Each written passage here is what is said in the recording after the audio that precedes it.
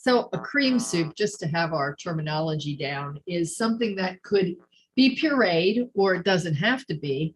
And it could have vegetables, meat, fish, poultry, all thickened with a roux. Now, what's a roux? Anybody know what a roux is?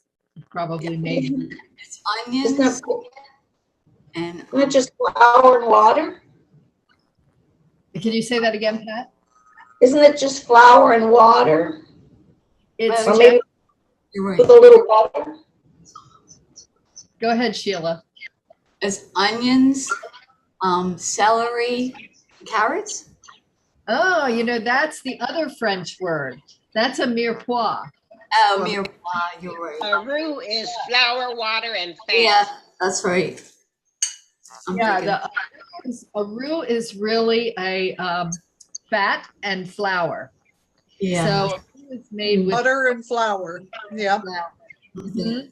And that is used as a thickening agent for a soup, along with some other thickening agents that you could use, like a gluten-free flour and fat, or you could do a cornstarch or a xanthan gum if you wanted to thicken, or actually some other vegetables will help to thicken a soup, like a starchy vegetable like rice or potatoes, which can be blended and added into a soup and used to thicken it. So plus then adding milk or cream. So I'm not doing dairy right now. In today's recipe, whenever I do add cream, I'm going to be adding almond milk. Most always when a recipe calls for heavy cream or light cream or something of that sort, you can trim it down to a milk. It may not be quite as thick, or as rich, but you can always thicken it up with more roux, or you can balance it in some way. But if you're trying to cut fat calories or stay away from all of that heaviness, then that's a good way to do it. Yeah, Chris. What I do instead of a roux with butter and flour is I take a can of beans and drain them and rinse them, and then put them in my blender with chicken broth. And that way it freezes nicely because you don't have the flour in it. Perfect. So beans and chicken broth or beef broth or anything, or vegetable broth, and it thickens it up very nicely. There you go. Very good. Great idea. So that would take away the concern about freezing about anything. Is that any kind of bean, like white beans or? I usually use cannelli beans, which are white kidney beans. I've used pinto beans. I don't usually do black beans because it makes the soup look too dark. So yeah, or white northern bean, something light. Okay, thank you. Is cornstarch gluten-free or no? Yes, it is. Cornstarch is gluten-free. Yes, it is. So I should be using that as a thickener more so than flour. You can use that. And I actually like Chris's idea because the beans add nutritional value too to the soup. So you can experiment with that and see if it works well in your particular soup. It's a nice idea. I don't know if it thickens it. That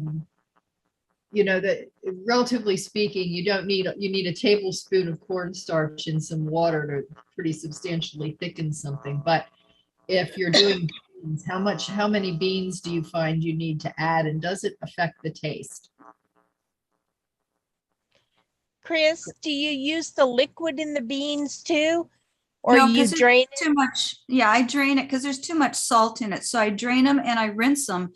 And I usually put 2 cans of beans in, and then just enough chicken broth in my blender to make sure it's going to mix up and pull, puree nicely. Or you can use one of those immersion blenders too. Mm-hmm. Oh, okay, thank you. You're familiar with immersion blenders. Did you say 2 cans or 2 cups, Chris? 2 cans usually, and it doesn't have to be that. You just eyeball it, as you go and see if it's, thickening up enough. And if it's not, just add another can. I'm usually doing this with soups that have bean in them already, so the taste will be bringing out the bean flavor more. But I have done it with just like a chicken soup instead of the can of cream and mushroom soup. Yeah. Good protein. Absolutely, for sure. Okay.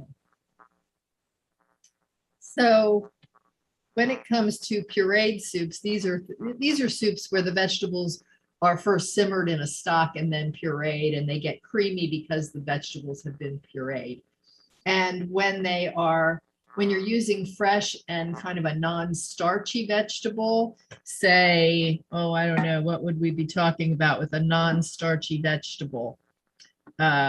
Celery, for instance, would be a non-starchy vegetable. You would add some Broccoli? broccoli as a non-starchy. Yep, when we use or cauliflower, we use a non-starchy vegetable like that to make cream of cauliflower or something like that. You can add the starchy rice or potatoes, or in with Chris's suggestion, beans.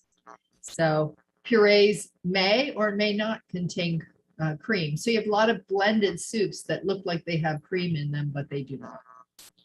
So I want to introduce you to this cream of mushroom soup here. Now, this is not the condensed cream of mushroom soup. I'll show you that in a moment, I think. Let's see here. Yeah, this cream of mushroom soup, I think, is really delicious. I have made this in class before. And we start with 4 tablespoons of butter and a tablespoon of oil. You could divide that up in any way that you want. If you want to reduce butter and you want to increase oil, as I would use olive or avocado oil. Butter does add a certain flavor to a soup, so I would, if you can, consider using at least some butter for the flavor. And you melt that butter and then saute a couple of onions, actually pretty large amount of onions there, 2 of them that are diced. And then when they are mostly translucent, you saute some garlic until that's fragrant for about another minute, and then add mushrooms, usually about 1.5 pounds. And here's where you can kind of go crazy. They tell you 1.5 pounds of fresh brown mushrooms sliced, but you can use any mushroom you like. There are all those wonderful gourmet type mushrooms out there that you can use. You can take dried mushrooms and reconstitute those and put them in your soup. Anything really goes. And what goes particularly well in mushroom soup is thyme, the herb thyme. So if you have fresh thyme, that's great. If you don't, 4 teaspoons of chopped thyme would translate into a little bit over a teaspoon of dried thyme. So it's usually a 1 part dry to 3 parts fresh. Okay. And by the way, you're going to get this recipe, so no worries to write it all down, but just wanted to run through it with you a little bit. And once we get those mushrooms in there and cook them with the thyme for a little bit, then we add in some Marsala wine or any kind of really dry red wine or a white wine. Sometimes I prefer a white wine in this one, but it just depends on what you're in the mood for. And then the thickener here is going to be the all-purpose flour. Now, I'm not sure about beans in this one. Go ahead, Chris. I just had a question. I've never reconstituted mushrooms, dry mushrooms before. Do you put it in hot water? Yes. And let them sit for how long? Yeah, it depends on the mushroom, but some of them reconstitute within moments. I know I actually freeze dried my own shiitake mushrooms and reconstituted them. They come back really fast. So they're like, and the only thing that you might need to do is add more water because they are like sponges. So they should come quickly.